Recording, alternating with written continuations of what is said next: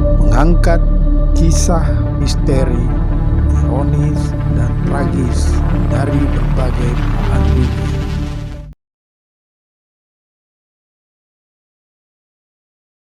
Assalamualaikum warahmatullahi wabarakatuh. Salam revolusi akhlak. Kembali bersama saya Deng Iwan dalam kisah gelap. Beberapa hari terakhir, berita soal komentar dua oknum peneliti BRIN, yakni Thomas Jamaluddin dan Andi Pangerang Sanudin yang menyerang warga Muhammadiyah masih ramai diperbincangkan publik.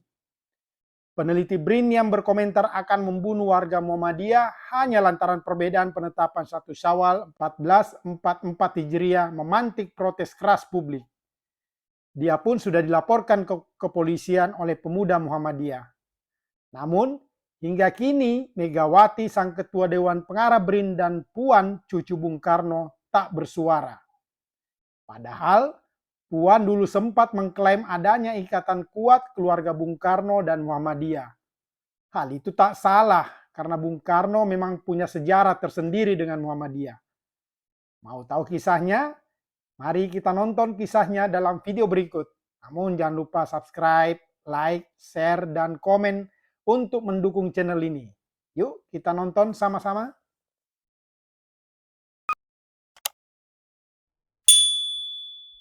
Puan Maharani menyebut Bung Karno begitu mencintai Muhammadiyah. Hal itulah yang menjadi perekat hubungan keluarga Bung Karno dengan keluarga Muhammadiyah hingga saat ini.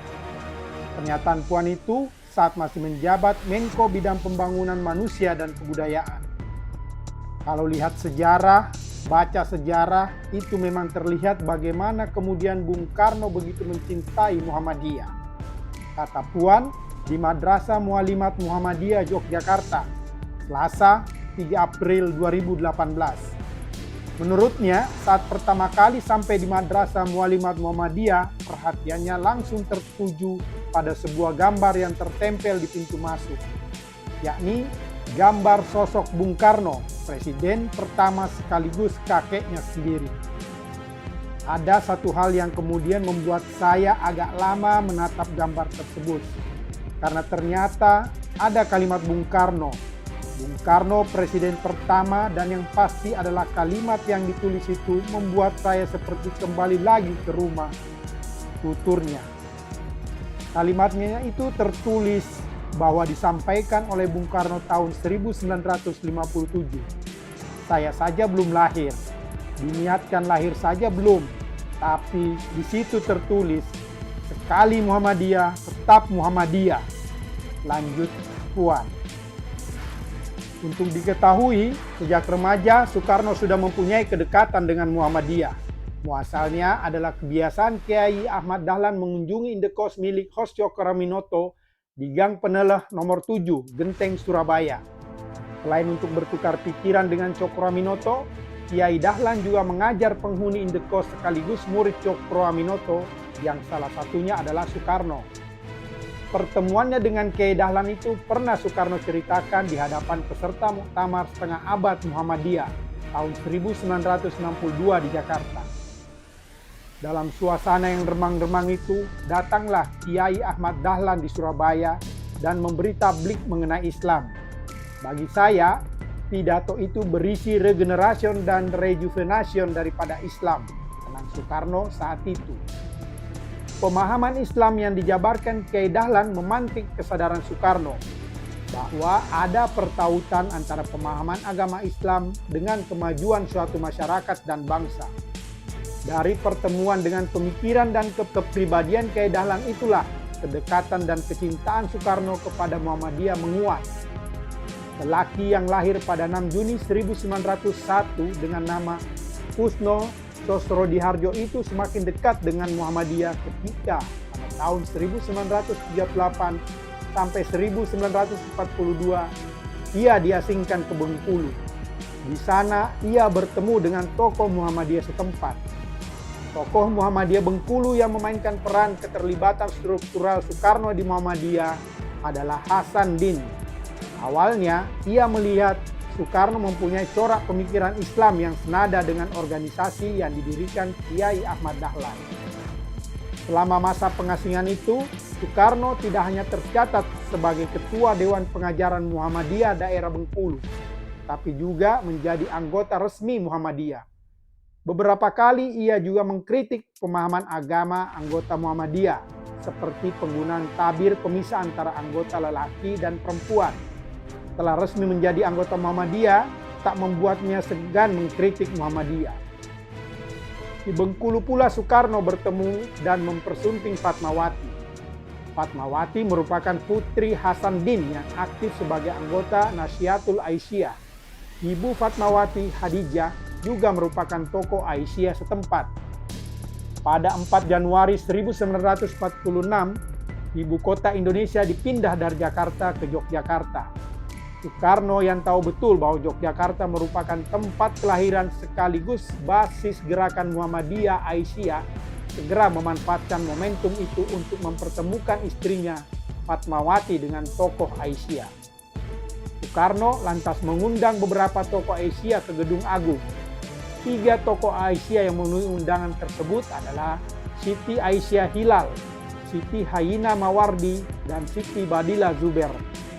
Dalam pertemuan itu, Soekarno meminta agar ibu-ibu Aisyah mengajak Fatmawati terlibat aktif dalam kegiatan-kegiatan Aisyah.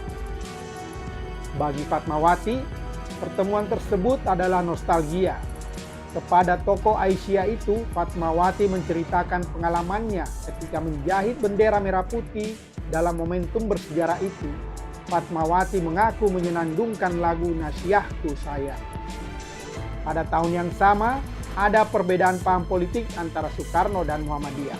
Perbedaan paham tersebut membuat nama Soekarno hampir dicoret dari keanggotaan Muhammadiyah. Namun Soekarno berharap namanya tidak dicoret.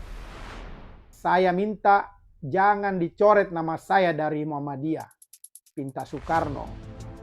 Pada tahun-tahun berikutnya, tepatnya awal tahun 1960-an, sikap politik Soekarno dinilai menyudutkan umat Islam.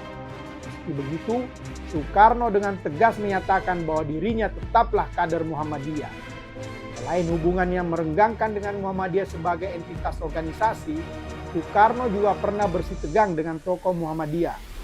Pada 27 Januari 1994, tokoh Muhammadiyah asal Minangkabau, Buya Hamka menjadi salah satu korban sikap politik Soekarno. Buya Hamka ditahan atas tuduhan upaya pembunuhan. Tuduhan yang menurut Buya Hamka sangat kelewat batas. Akhirnya, setelah melalui pemeriksaan selama 15 hari berturut-turut, Buya Hamka ditahan selama 2 tahun 4 bulan. Meski begitu, Buya Hamka tak menaruh dendam pada sosok yang memenjarakannya itu. Bahkan ketika Soekarno wafat, Buya Hamka menjadi imam sholat jenazahnya sesuai amanah Soekarno. Di tengah panas dingin hubungan politik Soekarno dengan Muhammadiyah, pada 7 Juli 1953, Soekarno memberikan pengakuan atas besarnya sumbangsi Muhammadiyah pada bangsa Indonesia melalui sebuah surat resmi. Selanjutnya, pada 16 Februari 1965, Soekarno juga memberikan pengakuan atas berdirinya organisasi otonom Muhammadiyah di tingkat mahasiswa, yakni Ikatan Mahasiswa Muhammadiyah atau IMM. Peristiwa demi peristiwa itu menunjukkan bahwa Soekarno sangat bangga dengan identitas kemuhammadiyahannya. Suatu ketika, tidak cukup dengan meminta agar kontribusinya untuk Muhammadiyah ditagih. Ia bahkan pernah mengatakan, "Jikalau saya meninggal supaya dikubur dengan nama Muhammadiyah atas kain kafan saya." Perjumpaan dan kecocokan Soekarno dengan pemikiran atau visi tokoh dan keluarga aktivis Muhammadiyah membuatnya tak sekedar sebagai kader ideologis Muhammadiyah, tetapi juga kader biologis. Dalam momentum Muktamar Muhammadiyah ke-35 di Jakarta, muktamar setengah abad, Soekarno yang waktu itu merupakan Presiden Republik Indonesia mendapat sambutan hangat dari warga Muhammadiyah. Kedatangan Presiden Soekarno disambut dengan sebuah spanduk besar bertuliskan, "Bung Karno, kali Muhammadiyah tetap Muhammadiyah." Atas sambutan luar biasa itu dalam pidatonya, Soekarno berujar, "Sewaktu saya sampai di pintu masuk, mata saya langsung tertangkap oleh tulisan di sana. Bung Karno, sekali Muhammadiyah tetap Muhammadiyah. Dan saya kepada Muhammadiyah makin lama makin cinta." Nah, bertolak dari kisah tersebut, kini publik pun mempertanyakan kecintaan Megawati sebagai anak dan penerus Bung Karno. Sungguh ironis, saat warga Muhammadiyah dikerdilkan bahkan diancam mau dibunuh oleh anak buah Mega di BRIN, namun baik PDIP maupun Megawati secara pribadi tak bersuara sama sekali. Padahal PDIP selalu mengklaim diri sebagai Soekarnois. Demikianlah kisah gelap kali ini. Sampai bertemu dalam kisah gelap berikutnya. Wassalam.